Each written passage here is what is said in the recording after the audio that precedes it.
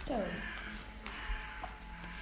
oh yeah, so I will record and then I will transcribe and I will send you the text. You can read and modify everything you want before it's printed. Nice. Okay, so let's talk about your performance and that I had the chance to see in the lecture. Yes.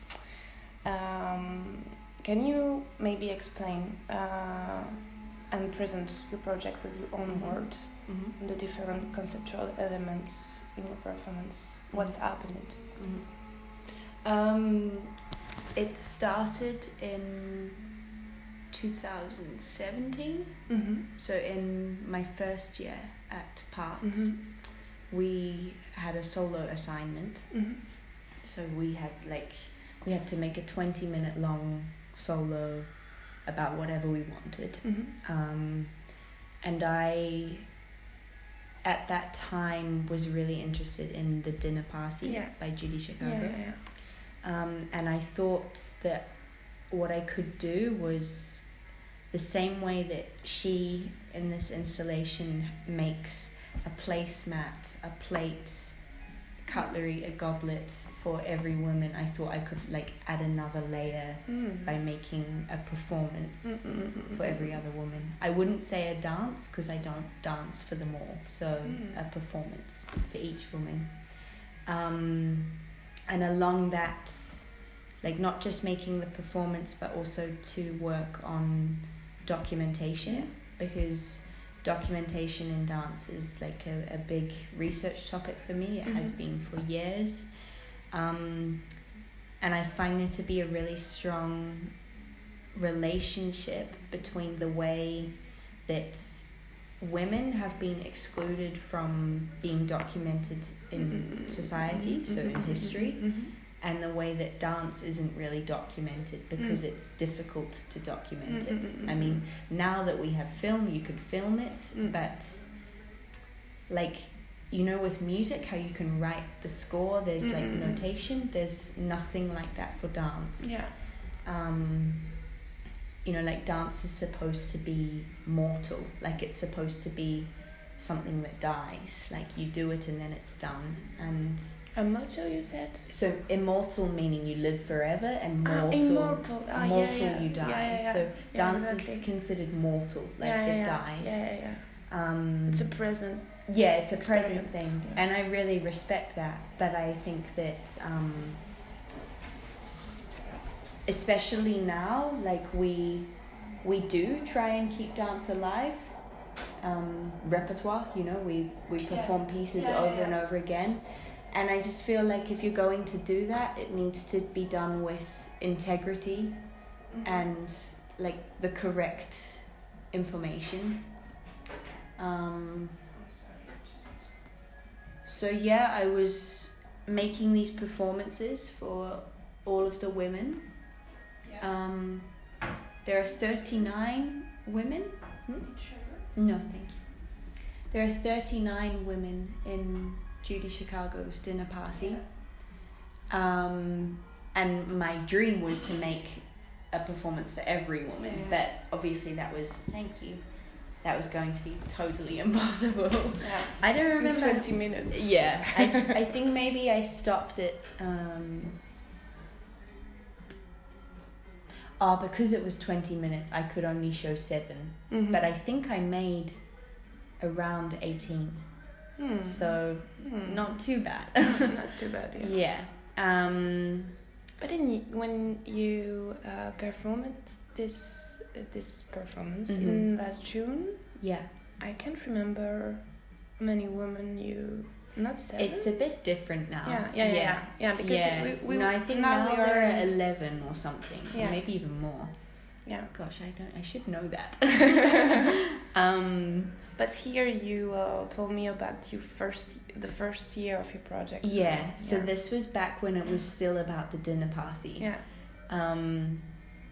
I don't know if you've seen the installation that Judy made, but it's in this triangle. Yeah. Which I'm obsessed with triangles. But, because a triangle and like an inverted triangle, so this way it's like a pyramid and hierarchy, but this was the earliest sign of women because of vagina.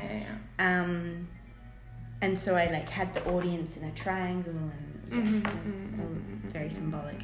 But then I decided I wasn't done with the solo, so I would keep working on it. I left it for a long time, and then I came back to it like full in my third year. But I decided that I didn't need to follow Judy Chicago's work anymore. Like, it was the initial inspiration, but I didn't need to like commit to it kind of like a rule book. Like, I didn't want to have to do only the women that she said, because also she chose those women in the 1970s. Things change. So I wanted to make my own collection of women, a bit more broad, a bit more intersectional than hers, because hers was very white, which is still a difficult thing to negotiate. But anyway, I made my collection of women. How did you do that? It's another question, maybe. I read a lot. Okay. I read a lot. But I'll show you this. This is my log. I still need to fill it in properly, but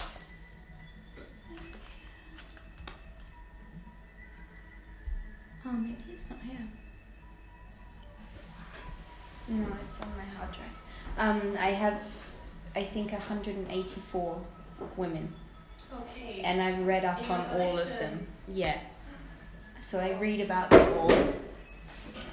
Some, like, just briefly, and some in depth. And from there I chose the ones that I was like really inspired by, and I started making performances for them. So it's very similar to as it was in the beginning in terms of like the procedure, but now it's more like, I don't know, I just kind of exploded it a bit. And I also have been focusing more on like making it exhibitionary, in the sense that like you also see my documents from my research, the things on the table, and so that's that. I guess I should also say that one of the key elements is that the audience gets to participate in documentation, because for me it's all about this like cycle of keeping the women alive, like, and the dance also. Exactly. So like I study the women, I document them, I perform them, then the audience also does the same, which means that like I could take the documents that they've made and turn them into the next performance. So it could just like go on and on and on and on. It's fit himself. A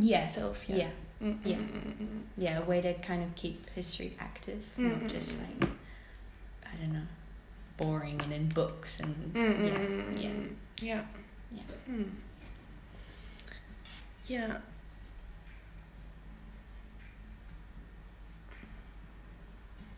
maybe I should, because I write some question, but we just answer all this. Could you describe what is document performance for you? What do you mean by using this term? It is the importance of recording. So you said. I could just say there I'm really interested in like documentary. So in terms of film. And how can that be? How could that be live? And this is a thing that there are quite a few choreographers researching now, like taking documentary film and making documentary theatre. So, and that's just something. And how do you spell your? It's like H. That's right. Yeah, that's good. H is H story. Because it could be history or her story. Yeah. But when you say it, you said I say H story. H. Okay. Yeah. Okay. Which is good. Wondering. What is the place of the viewer in your performance?